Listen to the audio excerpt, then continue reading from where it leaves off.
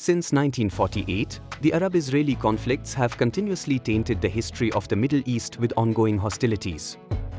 From the very beginning of Israel's establishment in 1948, Arab nations began a series of hostile actions against it, leading to 4 major wars that marked the region's history.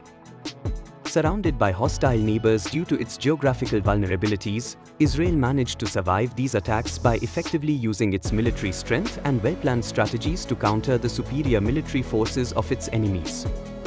However, Israel quickly realized that it would be impossible to always overcome these much larger and more heavily armed enemies with traditional military strength alone. This understanding led Israel, decades ago, to secretly acquire nuclear weapons and develop a rapid response doctrine.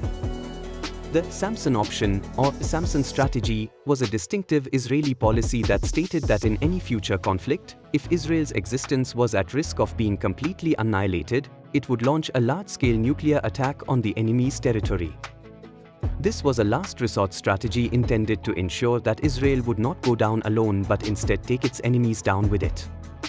Although Israel has never publicly acknowledged this policy, it is widely believed to exist, and global intelligence agencies consider it a critical part of Israel's defense strategy.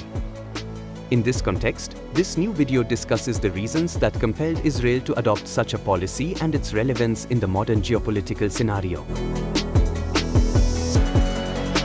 Israel considers the Samson Option. In the period of 1965 to 66, as the Arab world and Israel moved closer to the third major conflict in the Middle East, Israel began to think about a drastic response to any situation where its very existence would be threatened. If Israel's survival was ever questioned by its enemies, Israel started to consider a large-scale plan to completely eliminate those enemies and their supporting powers from the face of the earth. To establish the permanent existence of an independent Israel as a sovereign nation in the Middle East, it was clear that Israel needed to rely not only on its traditional military strength but also on the nuclear power that far exceeded its conventional weapons. Many prominent leaders within the Jewish community, including Israel's founding father David Ben-Gurion and Prime Minister Levi Eshkol, supported this idea. Key figures in the Israeli government, such as Goldmeier, Moshe Dayan, and Shimon Peres, strongly backed the need for a comprehensive nuclear weapons policy, pushing for its immediate development. At the same time, Egypt's president and the revered leader of the Arab world, Colonel Gamal Abdel Nasser, made an open threat to Israel on 4 June 1966, declaring that they would punish Israel with the most powerful weapon on earth. This was seen as a direct challenge to Israel's sovereignty. With the threat of war always looming in the region, Israel's cabinet took this as a potential nuclear threat from the Arab coalition. As a result, Israel decided to expedite the creation of a large number of thermonuclear bombs to defend itself.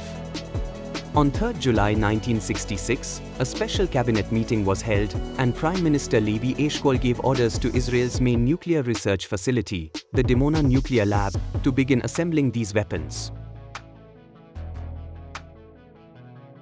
Israel prepares to develop the Samson Option. Since the end of the Second Arab-Israeli War in 1956, also known as the Suez Crisis, Israel had been increasingly focused on acquiring advanced nuclear technology. They were determined to build modern research laboratories capable of conducting intensive research into nuclear weapons. As the Cold War was coming to an end in the late 1950s, Israel's main regional adversary, Egypt, began its own nuclear program with Soviet assistance. Egypt's plans to build nuclear weapons using Russian designs prompted Israel to take action. As a result, in 1958, Israel began the construction of the Dimona Nuclear Research Lab in the Negev Desert in southern Israel. This lab became the birthplace of Israel's nuclear weapons development, with assistance from European powers like France and Britain. By 1963, Israel had achieved success in its nuclear weapons program, with the ability to produce reliable atomic bombs. That year, Israel established an assembly line at the Dimona lab that could produce more than 10 thermonuclear bombs at any given time. With this advancement, Israel became capable of facing any nuclear and conventional military threats from its surrounding enemies. In a highly secretive manner, Israel also began to store its nuclear weapons at secret bunkers across northern Israel, ready to be deployed with aircraft when needed. Israel's development of nuclear weapons, and its ability to build them rapidly, gave the country great confidence in its ability to defend itself against nuclear or conventional threats. The strategic shift, backed by the ability to produce and store nuclear weapons in secret, was crucial in strengthening Israel's position in the Middle East. This also became a significant factor in Israel's decision to adopt the Samson Option, a policy that would ensure that if Israel faced existential annihilation, it would respond with devastating nuclear retaliation. Israel brings the Samson Option into effect. After secretly making their nuclear defense a reality against their adversaries in the West, Israel began to implement corresponding policies and strategies. The meaningful aspect of this development was not just acquiring nuclear weapons but also establishing the protocols necessary for their effective use. Israel became keenly aware of this after the 1962 Cuban Missile Crisis, which made the necessity for clear reasons and justifications to deploy nuclear bombs in response to enemy actions evident. As a result, Israel prepared a response protocol in January 1967, which included clear conditions for using nuclear bombs if their sovereignty or independence was at risk from an enemy attack, whether nuclear or conventional. This policy was supported by Israel's political, military, and intelligence leadership and was later approved by the National Cabinet. The core principle of this policy was that if any attack on Israel, nuclear or otherwise, threatened the country's independence and sovereignty, Israel would retaliate with nuclear weapons. The government and military decided that Israel's nuclear weapons would be deployed under this policy without deviation. The Cabinet and Israel Defense Forces, IDF, concluded that such a scenario would lead to an outcome similar to another Holocaust for the Jewish people. Therefore, these weapons, which provided Israel with an unmatched security shield, were seen as a vital means to counter the mounting military pressure from the Arab alliance surrounding Israel in the Middle East. The change in Israel's security doctrine due to the Samson Option. Israel believed that its new nuclear strategy could exert significant pressure on the Arab alliance, which had been increasingly challenging Israel militarily in the region. However, there were also voices within Israel advocating for a parallel strategy based on conventional military strength, using traditional weapons to counter threats. Nonetheless, the prevailing opinion was that if Israel were to face either annihilation or a total occupation by its enemies, a final response would involve launching a massive nuclear strike against the adversaries. This position had widespread support among Israel's leadership and the majority of its political and military figures. This reality was confirmed just before the 1967 Six-Day War when Israel's intelligence agency Mossad, along with the IDF, prepared a secret operation to carry out a nuclear explosion in the Sinai Peninsula's El Hassan mountain region, on the Egyptian side. The plan was to send a group of about 100 paratroopers, along with more than 5 French-made Super Frelon helicopters, to set up and detonate low-yield nuclear bombs near enemy lines. This plan had been authorized by Prime Minister Levi Eshkol and Defense Minister General Moshe Dayan. However, due to a leak by Soviet spies, Israel was forced to abandon the mission.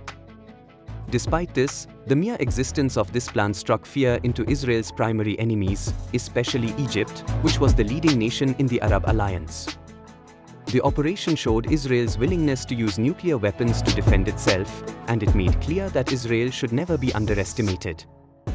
The lesson learned from this was made even clearer during the 1973 Yom Kippur War, when Israel prepared for a second nuclear strike against its enemies. This time, Israel was ready with a large arsenal of nuclear warheads, prepared to retaliate at a moment's notice. Though the planned attack was eventually averted due to American intervention, Israel's nuclear doctrine was revealed for the first time during this period, cementing its position as a nuclear power in the Middle East. In short, by choosing the Samson Option as their primary nuclear response strategy, Israel ultimately placed itself under a complex and significant nuclear threat in the eastern Mediterranean region. This decision reflected the stark reality of the phrase, "live or die." In the following years, the influence of the Samson Option was prominently evident in all of Israel's military preparations.